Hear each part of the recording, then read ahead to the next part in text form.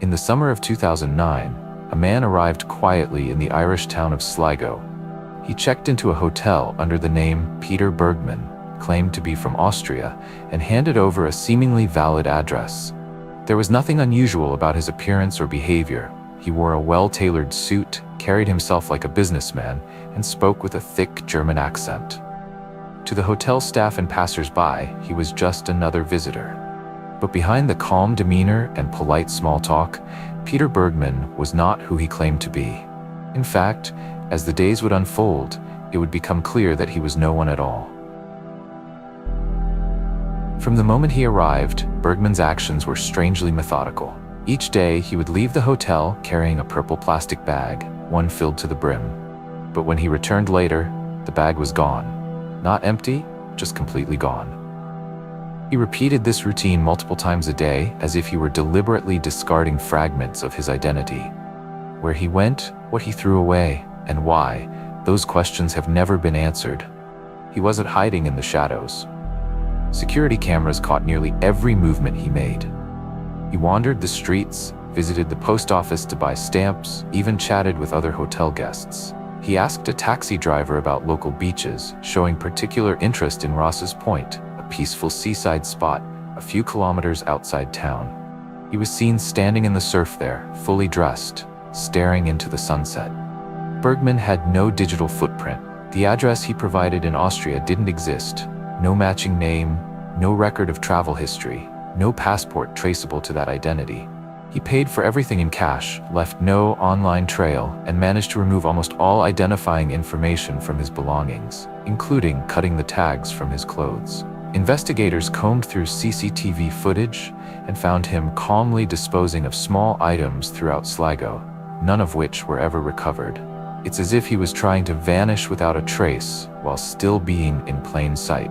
On his final day, he asked for a late checkout from the hotel. He once again left with the purple bag and returned without it. He then packed up a different suitcase, one never seen before, and headed toward the bus station. On the way, he stopped at a shopping center and loitered in the doorway for several minutes before heading off again. He got a cappuccino and a toasted ham and cheese sandwich at the Terminal Cafe, sat down, and took out a few pieces of paper. He scribbled something down, read it again, then tore the papers in half and threw them in the trash. The content of those notes was never recovered. He boarded a bus to Ross's Point Beach one last time.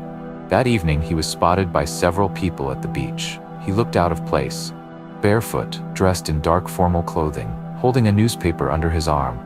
He stood motionless in the water, gazing into the sunset, bathed in the dying orange light of the day. No one approached him. No one knew who he was. But something about his presence was unsettling enough to be remembered. What happened after that is not entirely known. The next morning, a local man and his son stumbled upon a body on the rocks of the beach. It was Peter Bergmann, or rather, the man who had called himself that. He had no wallet, no ID, no personal effects. The clothes he wore had their tags removed, the purple plastic bag, his shoulder bag, the newspaper, gone. An autopsy revealed no signs of drowning, no signs of violence, and no signs of suicide. He had no medications in his system, yet his body showed clear signs of advanced cancer and heart disease. His bones had tumors, he had likely been in terrible pain, and yet nothing. No painkillers, no evidence of how he died. And to this day, no evidence of who he was. Theories began to surface. Some believed he was a spy, trained in evasion. Others claimed he was the elusive founder of Bitcoin, vanishing on purpose. But more than anything else, the clues point to a man trying to erase himself. No records, no family, no friends. Just the final act of a man in pain, choosing how he wanted his story to end. His final act wasn't dramatic. It was quiet, peaceful, intentional. He wanted to disappear. And somehow, in the act of disappearing, he made sure we would never stop looking for him. The mystery of Peter Bergmann, the man who didn't exist, remains one of the most haunting unsolved cases in modern history.